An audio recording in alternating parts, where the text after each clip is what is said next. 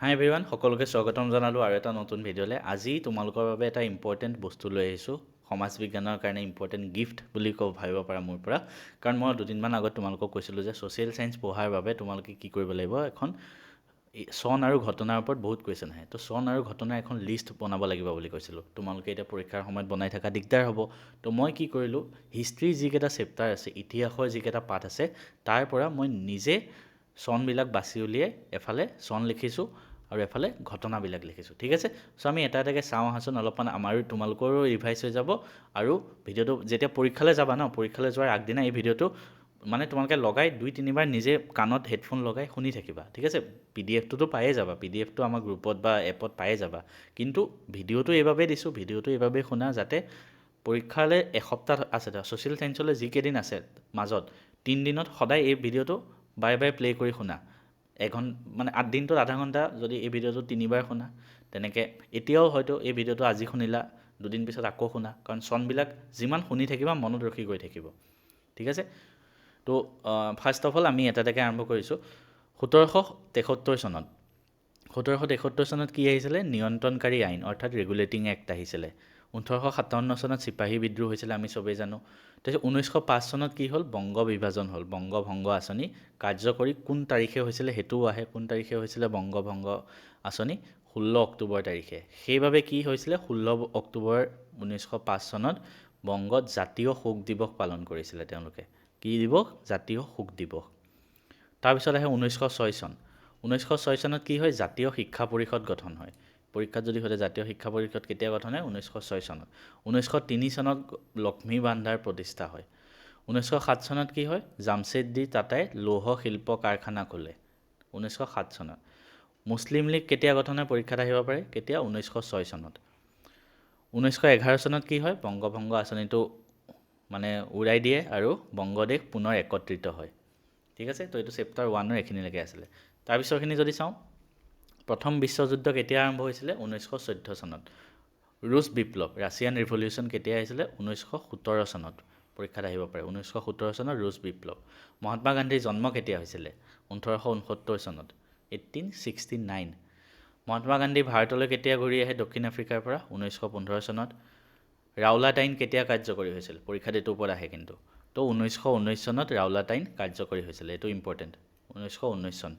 ঠিক আছে, ছেইম 1919 চনত সত্যাগ্ৰহ আন্দোলনো হৈছিলে, এইটোও কেতিয়াবা আহে, সত্যাগ্ৰহ আন্দোলন।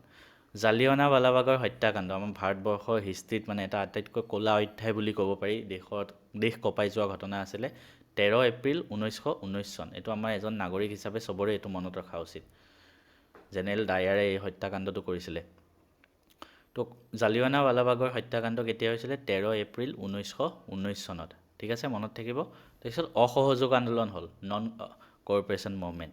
সেইটো কেতিয়া হৈছিলে? 1920ৰ পৰা 22 চনত। ঠিক আছে, 1920ৰ পৰা 22 চনত হ'ল অসহযোগ আন্দোলন। তাৰপিছত চাইমন কমিশ্যন ভাৰতলৈ কেতিয়া আহে? এইটোও আহে। 1928 চনত আহিছিলে চাইমন কমিশ্যন ভাৰতলৈ। আইন অমান্য আন্দোলন কেতিয়া আৰম্ভ হয়? চিভিল ডিছঅবিডিয়েঞ্চ মুভমেণ্ট 1930 চনত। আৰু 1930 চনৰ 12 মাৰ্চ তাৰিখটোও আহে, সেইবাবে তাৰিখ লিখি দিছোঁ। দাণ্ডী যাত্ৰা আৰম্ভ হৈছিলে। দাণ্ডী যাত্ৰাত মহাত্মা গান্ধীক লগ দিয়া অসমৰ একমাত্ৰ মানুহজন কোন আছিলে বুলি আহে? লীলাধৰ বৰুৱা, মনত ৰাখিবা। ঠিক আছে, তো 12 মাৰ্চ 1930 চনত দাণ্ডী যাত্ৰা আৰম্ভ হয়। তাৰপিছত গান্ধী আৰউইন চুক্তি কেতিয়া হয়? 1931ত। গান্ধী এণ্ড আৰউইনৰ মাজত যিটো চুক্তি হয়। দ্বিতীয় ঘূৰণীয়া মেজমেল কেতিয়া হয়? 1931 চনত, ছেইম 1931 চন। আইন অমান্য আন্দোলন প্ৰত্যাহাৰ কেতিয়া কৰে? 1934 চনত। 1934ত আইন অমান্য আন্দোলন প্ৰত্যাহাৰ কৰে। সাম্প্ৰদায়িক বাটোৱাৰা কেতিয়া হয়? 1932, 1932 চনত। এইটো আহে, একেটা গোটেইকেইটা আহে। মুছলিম লীগৰ দ্বাৰা মুক্তি দিৱস কেতিয়া পালন কৰা হৈছিলে? ডেটটো মনত ৰাখিবা, 22 ডিচেম্বৰ 1939 চন। 22 ডিচেম্বৰ 1939ত মুছলিম লীগৰ দ্বাৰা মুক্তি দিৱস পালন কৰা হৈছিলে। তাৰপিছত আগষ্ট প্ৰপ'জেল কেতিয়া আহিছিলে? 1940, 1940 চনত আগষ্টৰ প্ৰস্তাৱ আহিছিলে। ব্যক্তিগত সত্যাগ্ৰহ কেতিয়া হৈছিলে? ছেইম 1940 চনত, 1940। ক্ৰিপছ মিছন কেতিয়া আহিছিলে? 1942, 1942 চনত ক্ৰিপছ মিছন আহিছিলে। দ্বিতীয় বিশ্বযুদ্ধ আৰম্ভণি কেতিয়া হৈছিলে? 1939 চনত, 1939। ঠিক আছে, ভাৰত ত্যাগ আন্দোলন, যাক আগষ্ট বিপ্লৱ বুলিও কোৱা হয়, কেতিয়া হৈছিলে? 1942 চন, মনত ৰাখিবা। ভাৰতীয় জাতীয় সেনাবাহিনী গঠন ইণ্ডিয়ান নেশ্যনেল আৰ্মি কেতিয়া গঠন হৈছিলে 1943 1943 চনত ভাৰতীয় স্বতন্ত্ৰ লীগ কেতিয়া গঠন হৈছিলে 1942 চনত কেবিনেট মিছন ভাৰতলৈ কেতিয়া আহে ভাৰত স্বাধীন হোৱাৰ এক বছৰ আগত 1946 চনত তাৰপিছত মুছলিম লীগে প্ৰত্যক্ষ দাবী দিৱস পালন কৰিছিলে কোনে পালন কৰিছিলে মুছলিম লীগে কেতিয়া 1946ত 1946 চনত 16 আগষ্ট তাৰিখে তাৰিখটো মনত ৰাখিবা 16 আগষ্ট তাৰিখে প্ৰত্যক্ষ দাবী দিৱস পালন কৰা হৈছিলে বাংলাদেশ স্বাধীন হয় 1971 চনত ঠিক আছে এইটো কেতিয়াবা আহিব পাৰে তাৰপিছত নেক্সট আৰু কিছুমান আহোঁ অসমত দাস প্ৰথা কেতিয়া বিলুপ্তি হয় 1843 1843 চনত ঠিক আছে অসমত আফু খেতি বিলুপ্তি কেতিয়া হয় 1861 চনত সেম 1861 চনত ফুলগুৰি ধাৱা হৈছিলে এইটো ইম্পৰ্টেণ্ট হয় আহে হা অসমত হৈ যোৱা কিছুমান স্বাধীনতা সংগ্ৰাম আহে 1861 ফুলগুৰি ধাৱা 1893 কি হৈছিলে ৰঙিয়াৰ কৃষক বিদ্ৰোহ পথৰুঘাটৰ কৃষক বিদ্ৰোহ তাৰ এক বছৰ পিছত হৈছিলে 1894 আৰু 1861ত জয়ন্তীয়া কৃষক বিদ্ৰোহ হৈছিলে তো আমি যদি চাওঁ 1861 1861 চনত দুটা হৈছে ফুলগুৰি ধাৱা আৰু জয়ন্তীয়া বিদ্ৰোহ আৰু 1893 চনত কি হৈছে ৰঙিয়াৰ কৃষক বিদ্ৰোহ আৰু দৰঙৰ পথৰুঘাটৰ কৃষক বিদ্ৰোহ কেতিয়া হৈছিলে 1894 94ত ঠিক আছে মণিপুৰৰ বিদ্ৰোহ কেতিয়া হৈছিলে 1890 চনত তাৰপিছত কেইটামান আৰু অনুষ্ঠানৰ বিষয়ে জানিব লাগিব জ্ঞান প্ৰদায়িনী সভা কেতিয়া হৈছিলে 1857 চনত 1857 য'ত চিপাহী বিদ্ৰোহ হৈছিলে 1873 চনত অসমত পুনৰ অসমীয়া ভাষা প্ৰচলন হয় 1873 তাৰ এক বছৰ আগত 1872 1872 চনত কি হৈছিলে অসমীয়া লিটাৰেৰী ছ'চাইটি গঠন হৈছিলে ঠিক আছে তাৰপিছত 1888 মনত ৰাখিব 1888 1888 চন কি হৈছিলে অসমীয়া ভাষা উন্নতি সাধিনী সভা গঠন হৈছিলে 1888ত হয়নে অসম ছাত্ৰ সন্মিলন কেতিয়া গঠন হৈছিলে 1916 চনত 1916 সদৌ অসম ৰায়ত সভা কেতিয়া গঠন হৈছিলে 1933 চনত 1893 চনত 1893ত কি হৈছিলে আহোম সভা গঠন হৈছিলে 1893ত আৰু এটা বস্তু গঠন হৈছিলে 1893 আৰু এটা বস্তু হৈছিলে কি হৈছিলে অলপ আগত চাই আহিছিলোঁ ৰঙিয়াৰ কৃষক বিদ্ৰোহ